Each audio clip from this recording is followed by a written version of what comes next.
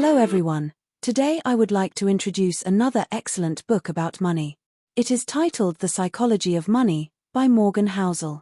This book explains many important concepts about money and will help you to better understand what money is. To save you the time and effort of reading the entire book, I have summarized for you in this video what are, in my opinion, the 5 most important things that I have learned from the book. 1. To be wealthy, you need to pay the price of wealth. We often think that investing is easy, that we can get guaranteed returns without any risk, and that we can grow our wealth and become wealthy by just simply buying assets such as stocks, as they can give us high returns. However, as the saying goes, there is no free lunch in this world. Likewise, there is a price to be paid, in terms of being able to accept the uncertainty and the risk associated with the returns that could be gained from investing. For example, this means being to accept short-term losses that are unrealized, for long-term gains to be realized. Although this may be a tough pill to swallow, we must be able to accept the inherent volatility, uncertainties, and risks that come along with our investments, to grow our wealth. 2. The link between compounding and wealth. We have all learnt of compounding interest when we were in school. However, we often do not realize the importance of the compounding effect and underestimate its usefulness in growing our wealth, as it can seem that our wealth grows insignificantly and negligibly for the first few years. What we often do not realize is the fact that the compounding effect intensifies and accelerates the growth of our wealth over time, and this leads to an exponential growth in later years. Thus, to become wealthy, we need to be patient and let our wealth compound, and allow the compounding effect to grow our wealth, just like how a snowball gradually turns into a giant avalanche. 3. Wealth is not necessarily what can be seen.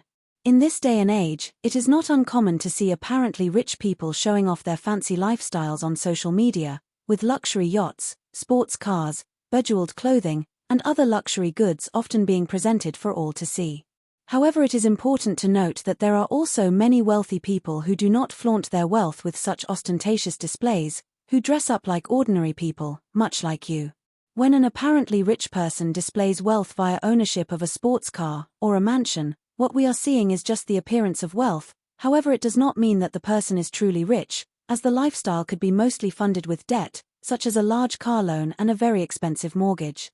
What is more important is the individual's actual assets which cannot be seen, such as the person's assets like stocks and personal savings. Thus, do not be fooled by what you see and think is wealth, as we cannot judge a book by its cover. 4. The importance of knowing when you have sufficient wealth. In recent times, we have seen stories of wealthy people who have committed financial wrongdoings for financial gain. When we have acquired wealth, the important thing is to know when we should stop striving for more, to know when we should be content with what we have. It is often tempting to try and earn more money through whatever means possible. However, we must understand that when we have sufficient wealth, we should enjoy what we already have and be content. There is no point in risking what we have for what we do not have and do not actually need. 5. The best kind of wealth is your personal freedom. We often think of wealth as the things that we could buy if we had a lot of money, such as supercars, Rolex watches, luxury houses, branded bags, and other luxuries. However, the time where we are free to do anything that we want as we are truly free to do so, is what wealth is at its finest. The best kind of wealth is your personal freedom, the ability to choose what you want to do, whenever you want, however you want, as this means that you have not only the freedom to obtain all of the various luxuries of life, but also the luxury of time and your personal freedom to enjoy them all, at will. In summary, in my opinion, the 5 most important points that I have learned from the book are as follows. 1. There is a price to be paid for wealth. 2. Compounding is important for wealth. 3. Wealth is not necessarily what can be seen. 4. It is important to know when you have sufficient wealth. 5. Your personal freedom is the best type of wealth. I hope that you have learned a lot from this book, just like I have, and please like and subscribe if you enjoyed this video. Thanks everyone.